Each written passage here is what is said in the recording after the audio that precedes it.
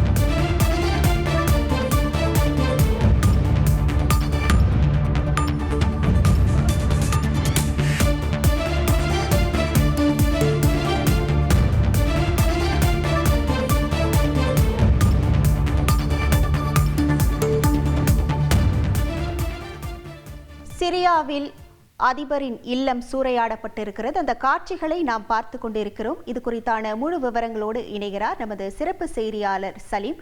வணக்கம் சலீம். தற்போது சிரியாவில் என்ன நடைபெற்றுக் கொண்டிருக்கிறது? எதற்காக இந்த பொதுமக்கள் இப்படி நடந்து கொள்கிறார்கள்? முழு விவரங்கள். சிரியாவை பொறுத்தவரை நம்ம இந்தியாவை எப்படி இங்கிலாந்து ஆட்சி செய்ததோ அதே போல் சிரியாவை பிரான்ஸ் தான் ஆட்சி செய்தது. பிரான்ஸிடமிருந்து சுதந்திரம் பெற்றார்கள். கொஞ்ச நாள் ஆட்சி மாறி மாறி வந்தது அவங்க உள்நாட்டை பொறுத்தவரை. ஆனால் 1970ஆம் ஆண்டிலிருந்து சுமார் 54 ஆண்டுகள் ஒரே குடும்பம் தான் ஆட்சி செய்கிறாங்க. தந்தை ஒரு சுமார் 30 ஆண்டு காலம் ஆட்சி செய்தார். பஷர் அல் அசாத் அவர் தான் மகன். அவர் சுமார் 25 ஆண்டு காலம் ஆட்சி செய்தார். இப்படியாக தோராயமாக சுமார் 54 ஆண்டுகள் தந்தையும் மகனும் மட்டுமே சிரியாவை ஆட்சி செய்தனர். 2011 அந்த ஆட்சிக்கு ஒரு சோதனை வந்தது. உள்நாட்டு போர் வெடித்தது. அந்த உள்நாட்டு போரில் சுமார் 3 லட்சத்திலிருந்து 5 லட்சம் மக்கள் உயிரிழந்திருக்காங்க அப்படின்னு சொல்லி ஒரு ரிப்போர்ட் சொல்கிறது. இப்படியாக ஒரு இரும்பு கரம் கொண்டு அங்கே ஆட்சியாளர்கள் ஆட்சி செய்து வந்தார்கள். சிரியாவுடைய அதிபர் பஷர் அல் அசாத் இப்படி இருக்கையில் திடீரென கடந்த ஒரு வாரம் 10 நாளில் புறப்பட்ட கிளர்ச்சியாளர்கள் அவரை நாட்டை விட்டே தப்பியோடு செய்து விட்டார்கள். விமானம் டேக் ஆஃப் ஆச்சு, சிக்னல் போயிடுச்சு, எங்கே இறங்குச்சு, எங்கே தரையிறங்குச்சுன்னே தெரியல, எந்த நாட்டில் தஞ்சம் அடைஞ்சிருக்காருன்னு தெரியல. சிரியா இப்போ எங்கே இருக்குது அப்படின்னு சொல்லி பார்த்தீங்கன்னா போர்க்கள பூமியில் தான் அதுவும் இருக்குது. அதாவது இஸ்ரேலுக்கு பக்கத்தில் காசா, இஸ்ரேலுக்கு இன்னொரு பக்கத்தில் லெபனான். இது ஒரு போர்க்களம். லெபனானுக்கு பக்கத்தில் இருக்க நாடு தான் சிரியா. சிரியாவுக்கு மேலே, சிரியாவோட தலைக்கு மேலே இருப்பது துருக்கி நாடு. இந்த பக்கம் ஈராக் இருக்கிறது. சரி, சிரியாவுக்கு இப்போ யார் சப்போர்ட் பண்ணுறாங்க அப்படின்னு சொல்லி பார்த்தீங்கன்னா சிரியாவுடைய ஆட்சியாளராக இருந்த பஷர் அல் அசாத். இவருக்கு யார் சப்போர்ட் என்றால் ஈரான் சப்போர்ட்டாக இருந்தாங்க. ஈரானுடைய ஆதரவாளர், அதாவது ஈரான் ஏற்கனவே ஆதரித்து கொண்டிருக்கும் ஹெஸ்புல்லா, பிறகு ரஷ்யா, இவங்கெல்லாம் சிரியாவினுடைய பஷர் அல் அசாத்துக்கு சப்போர்ட்டாக இருந்தாங்க. அவருக்கு இவங்கெல்லாம் சப்போர்ட்டாக இருப்பாங்கன்னா யார் எதிரியாக இருக்க முடியும் அப்படின்னு சொல்லி நீங்களே கணிச்சிட்டு இருப்பீங்க. அமெரிக்கா மற்றும் இஸ்ரேல். இந்த செய்தி யாருக்கு மகிழ்ச்சி என சர்வதேச போர் வல்லுநர்களை கேட்கும் பொழுது இந்த செய்தி இஸ்ரேலுக்கும் அமெரிக்காவிற்கும் மகிழ்ச்சியான செய்தி தான்.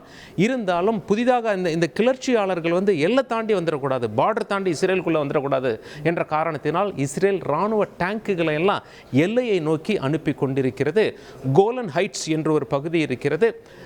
அந்த பகுதிகளிலும் இராணுவத்தை நிறுத்தி வைத்திருக்கிறது இஸ்ரேல். ஒரு சில எல்லைகளை சுமார் 50 ஆண்டுகள் கழித்து இஸ்ரேல் இப்போ தான் தாண்டாங்க அப்படின்னு சொல்லப்படுகிறது. இஸ்ரேலுக்கும் அமெரிக்காவுக்கும் இது ஒரு மகிழ்ச்சியான செய்தியாக இருக்கக்கூடும். அமெரிக்காவே என்ன சொல்லியிருக்காங்க அப்படின்னா, பஷர் அல் அசாத் சென்றதற்காக யாரும் அவருக்காக கவலைப்பட தேவையில்லை அப்படின்னு சொல்லியிருக்காங்க. கிளர்ச்சியாளர்களுக்கு ஆதரவு அளிப்பதை பற்றி அமெரிக்காவும் இதுவரை ஒன்றும் சொல்லலை, இஸ்ரேலும் இன்னும் ஒன்றும் சொல்லலை. யாருக்கு இழப்பாக பார்க்கப்படுகிறதுனா, ஈரானுக்கு இழப்பாக பார்க்கப்படுகிறது. காரணம் என்ன?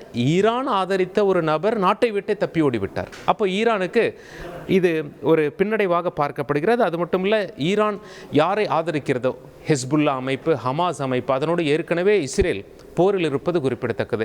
ஈரானும் ரஷ்யாவும் பல்வேறு பிரச்சனைகளுக்கிடையே, ரஷ்யாவும் உக்ரைன் போரில் சிக்கியிருக்காங்க, இஸ்ரேலுடைய போரில் ஈரானும் சிக்கியிருக்காங்க. இப்படி அவங்க சொந்த வேலையில் பிஸியாக இருந்த காரணத்தினால சிரியாவில் உள்ள அதிபர் பஷர் அல் அசாத்திற்கு போதுமான உதவி வரவில்லை, தனித்து விடப்பட்டார். கிளர்ச்சியாளர்கள் புறப்பட்டு நாட்டை பிடித்து விட்டார்கள் என்று சொல்லப்படுகிறது. இப்போ நம்ம தொலைக்காட்சியில் காட்சிகள்லாம் பார்க்குறோம், அங்கே வன்முறை காட்சிகள் அரங்கேறுகிறது. அதிபர் நாட்டை விட்டு தப்பி ஓடிவிட்டார். எப்போவுமே எந்தெந்த ஊர்லெல்லாம் அதிபர் நாட்டை விட்டு தப்பி ஓடுகிறாரோ, நீங்கள் தலிபான் ஆப்கானிஸ்தானில் ஆட்சியை பிடிக்கும் போது அந்த காட்சியை பார்த்துக்கலாம். அவங்க அந்த ஜிம்லெல்லாம் போய் எக்ஸசைஸ் பண்ணுவாங்க, உள்ளே இருக்க அந்த வசதிகள்லாம் அனுபவித்த காட்சிகளை பார்த்தோம். அதே போல் இலங்கையில், அண்டை நாடான இலங்கையில் அதிபர் மாளிகைக்குள்ளே புகுந்து அங்குள்ள உணவுகள்லாம் எப்படி எடுத்து சாப்பிட்டாங்க, அங்கே உள்ள வசதிகள்லாம் எப்படி அவங்க அனுபவித்தாங்க, இந்த காட்சிகள்லாம் பார்த்தோம். இதே போல் பல ஊர்களில் பார்த்துருக்கோம். அதிபர் நாட்டை விட்டு ஓடினார், மாளிகைக்குள்ளே புகுந்து சூறையாடுவது வழக்கமாக போய்விட்டது. அதே மாதிரி தான் சிரியாவிலையும் அதிபராக இருந்த பஷர் அல் அசாத் நாட்டை விட்டு தப்பி ஓடிய காரணத்தினால் அதிபர் மாளிகைக்குள்ளே பொதுமக்கள் புகுந்துட்டாங்க. சேருங்கள்லாம் எடுத்துகிட்டு ஓட ஆரம்பித்தாங்க. அந்த காட்சிகள்லாம் கூட நாம் பார்க்க முடிந்தது. 2 வீலரை கொண்டு போய் அதிபர் மாளிகை உள்ளே விட்டுட்டாங்க. 2 வீலரில் பொருள்லாம் பார்சல் கட்டுற மாதிரி கட்டி கொண்டு போகிறாங்க. லாக்கர்கள் எல்லாம் உடைக்கப்பட்டாகிவிட்டது. இருக்கிற பொருட்களை எல்லாம் சூறையாடி சென்று விட்டார்கள் கிளர்ச்சியாளர்கள் மற்றும் அங்கிருந்த பொதுமக்கள் என்று சொல்லப்படுகிறது. இப்படியாக சிரியா முழுவதும் பதட்டமாக காணப்பட்டாலும் கிளர்ச்சியாளர்கள் திடீரென டிவியில் தோன்றி, இனிமேல் நாங்கள் தான் ஆட்சி, ஏற்கனவே இருந்த பஷர் அல் அசாத் நாட்டை விட்டு ஓடிவிட்டார், பிரதமரும் எங்களுடைய கட்டுப்பாட்டில் இருக்கிறார் என்று பகிரங்கமாகவே அறிவிப்பு செய்துவிட்டார்கள். திடீரென அவர்கள் நாட்டை பிடித்தது, இப்போ கடந்த சில தினங்களாக லேசாகத்தான் அடிபட்டது, நாட்டையே பிடித்து விடுவார்கள் என்று பெரிதாக யாரும் கணிக்கவில்லை என்று சொல்லப்படுகிறது.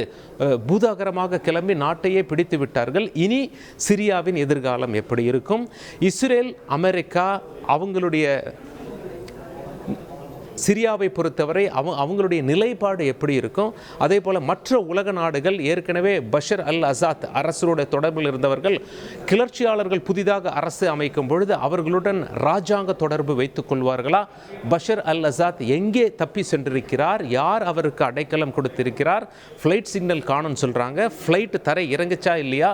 இப்படி பல கேள்விகள் அடுக்கடுக்காக வந்து கொண்டிருக்க, சிரியாவில் உள்ள ஈரான் நாட்டு தூதரகம் அடித்து நொறுக்கப்பட்டது. அதே போல் சிரியாவில் உள்ள அதிபர் மாளிகை சூறையாடப்பட்டது என்பதுதான் தற்போதைய லேட்டஸ்ட் செய்தி. உங்கள் தந்தி ஒன் தொலைக்காட்சியில் தெனாலிராமன் தினமும் மாலை 6 மணிக்கு காண தவறாதீர்கள்.